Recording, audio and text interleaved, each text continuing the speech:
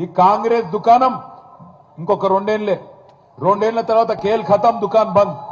2 साल बाद खेल खत्म दुकान बंद ఆ తర్వాత 3 ఏళ్లు మళ్ళా మున్సిపాలిటీ మన బీఆర్ఎస్ ప్రభుత్వంలోనే ఉంటది కేసీఆర్ గారే ముఖ్యమంత్రిగా ఉంటారు రోహిత్ రెడ్డి మీ నాయకుడిగా ఇక్కడ ఉంటాడు కాబట్టి గుర్తుపెట్టుకోండి ఇయాల మున్సిపల్లో ఓటేస్తే ఎమ్మెల్యే చెప్తుండంట ఏం చెప్తుండు మాది అధికార పార్టీ అంటుండంట ఎన్ని రోజులు బై నీ అధికారము ఇంకొక 2 ఏళ్లే కదా 2 ఏళ్ల తర్వాత కరెంటు మళ్ళా కట్క బంద్ చేస్తే బంద్ అయిపోతుంది కరెంటు మర్చిపోవద్దు కరెంట్ అంటే యాదికొచ్చింది అరే ఆగురా బై నీ దండం పెడతావు రోహిత్ వానికి చెప్పు ఫుల్ పైసలు ఇస్తాం ఆపమని చెప్పు ఇప్పుడే కరెంట్ అంటే యాదికొచ్చింది ఇక్కడ కొంతమంది మన తాండూరులో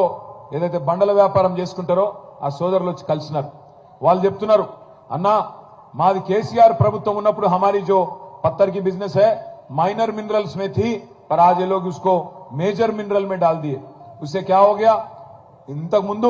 10,000 రూపాయలు కరెంట్ బిల్ వస్తుందంట ఒక్కొక్క యూనిట్ ఇయాల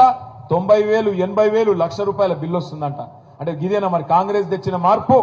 గరీబోనికి రూపాయి ఇయ్యరు